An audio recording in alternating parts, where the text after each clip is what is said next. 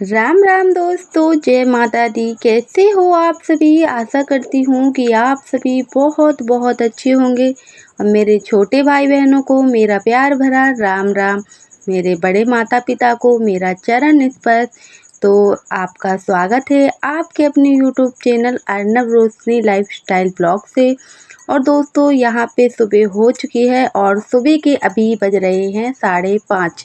और आज सो के जगने में काफ़ी देरी हो गई थी। वैसे तो हम 4 बजे सो के जग जाते हैं, लेकिन आज 1 से 1.5 घंटा लेट हो गया है। और आज हम जैसे ही लेट जगे हैं तो आप लोग देखना मेरे काम भी आज लेट ही होंगे, क्योंकि 1 से 1.5 घंटे में बहुत सारे काम घर के निपट जाते हैं। तो यहाँ पे है झाड़ू वगैरह लगा के आ गए थे और यहाँ पे पशुओं के लिए है सानी बनानी थी, तो जल्दी से बना लेते हैं सानी।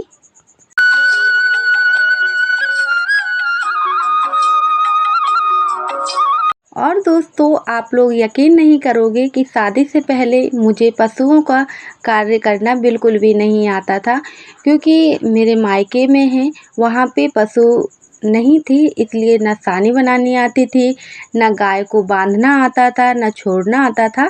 लेकिन जब से शादी हुई है तब से हर छोटी छोटी चीज़ें हैं सीख गए हैं। और यहाँ पे बछेड़ों को भी सानी रख दिया है, क्योंकि जैसे जैसे दिन हो रहे हैं और बछेड़ू जैसा बड़ा हो रहा है तो इसको भूख तेज़ी से लगने लगती है। तो अब थोड़ी बहुत सानी भी इसको खिलाना सिखाएंगे, ना तो दूध में तो बिल्कुल भी ये मोटा ताज़ा नहीं होगा। तो इसलिए थोड़ी बहुत पत्ती वगैरह भी डाल देते हैं। और दोस्तों, बारिश के मौसम में बहुत ज़्यादा मच्छर मक्खियाँ हैं, बहुत ज़्यादा पनपती हैं। इतना है इस आंगन का चारा हम उखाड़ उखाड़ के फेंकते हैं, लेकिन फिर भी थोड़ा बहुत हो ही जाता है, जिस वजह से मच्छर बहुत तेज़ी से बढ़ रहे हैं। तो वहाँ पे जानवरों के लिए धुआं भी रख दिया और यहाँ पे चढ़ा दिया है उबलने के लिए आलू। जब तक हमारे आलू उबलेंगे तब तक यहाँ पे ये हमारे मिट्टी का घर है, जो कि आप लोगों ने हमारे मिनी ब्लॉग में ज़रूर देखा होगा कि इसी में हम है खाना वगैरह बनाया करते थे। लेकिन बारिश के टाइम में ही ये पूरा घर है जो गिरने की नौबत पे आ गया है, लेकिन भगवान का शुक्र है कि अभी पूरा नहीं गिरा है। तो इसको हम बना लेंगे दोबारा से। और यहाँ पे हस्बैंड जी मिट्टी को सान रहे थे, और जब मिट्टी हमारी सन जाएगी तब थोड़ा थोड़ा करके इस पे मिट्टी रखेंगे। और जैसे एक दिन में ही मिट्टी रख देंगे तो ये डर रहेगा कि नीचे फिर गिर जाएगी, इसलिए थोड़ी थोड़ी करके ही इसमें मिट्टी रखेंगे। तो आप लोगों को सुनाते हैं रियल आवाज़।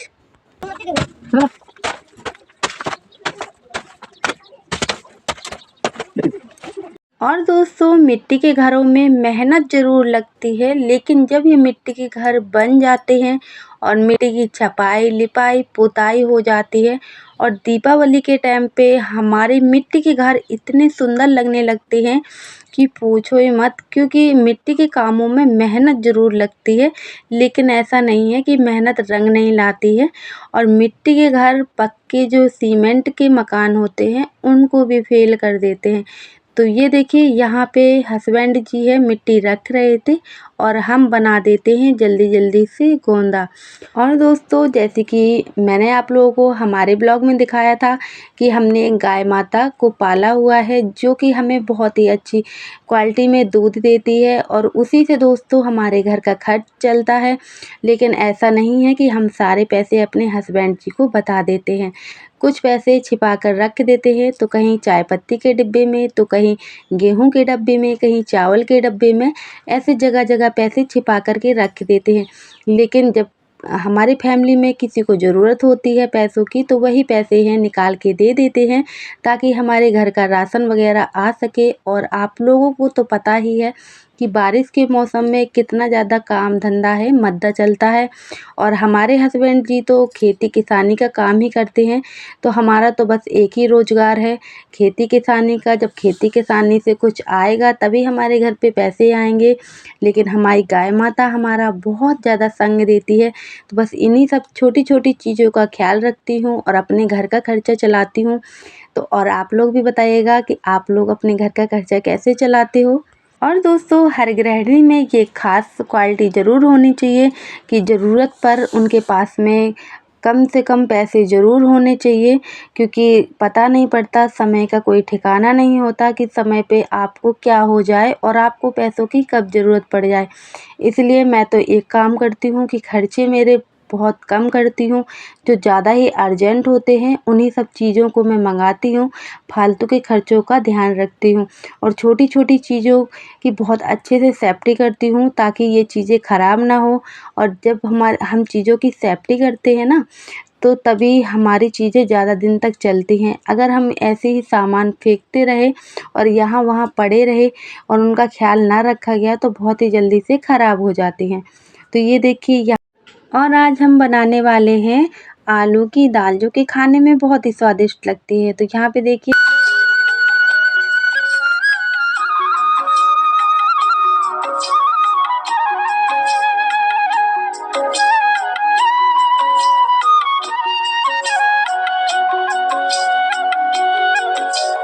और आलू की दाल बनाने के लिए सबसे पहले कढ़ाई में तेल डाला था, उसके बाद में थोड़ी सी जीरे डाले थे, लहसुन डाला था, प्याज डाली थी और जब ये सारी चीज़ें भुन गई थी तो थोड़ा सा है टमाटर डाल दिए थे और यहाँ पे स्वाद अनुसार नमक डाल दिया है और थोड़ी सी हल्दी, लाल मिर्च और यहाँ पे आलू जो भी हमने घोले थे वो आलू भी डाल दिए हैं। तो यहाँ पे हमारी बहुत ही स्वादिष्ट सी आलू की दाल बनके तैयार हो चुकी है, जो कि खाने में सभी को बहुत ज़्यादा पसंद आती है। और दोस्तों अगर आप लोगों को पसंद आई हो तो आप लोग भी अपने घर पे ज़रूर ट्राई कीजिएगा।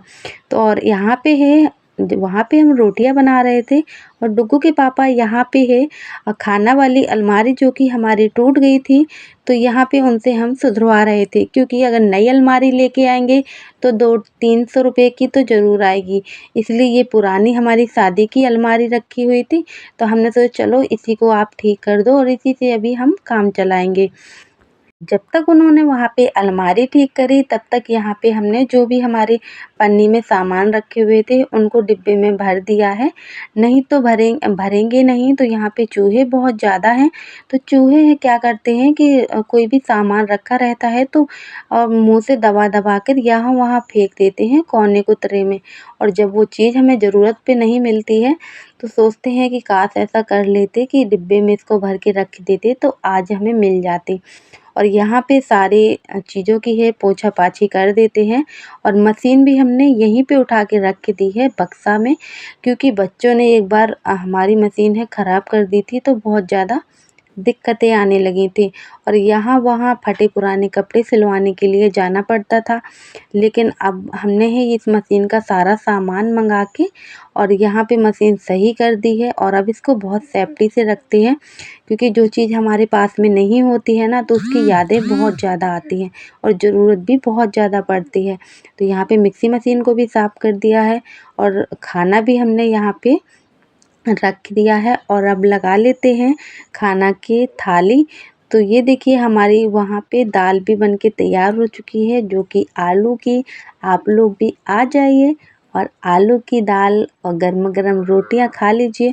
और दोस्तों हम बहुत जल्द कोशिश करेंगे कि आप लोगों के साथ में चूल्हे का खाना शेयर किया जाए, क्योंकि अभी बारिश का मौसम चल रहा है और अभी हमारे उस वाले घर की कच्चे घर की मरम्मत चल रही है। तो जब वो भी हमारा घर अच्छे से बन के रेडी हो जाएगा तब वहीं पे हम चूल्हे का खाना बनाएंगे। और ये देखिए यहाँ पे खाना पीना हमारा हो चुका है और अब दोपहर के बज रहे हैं 12।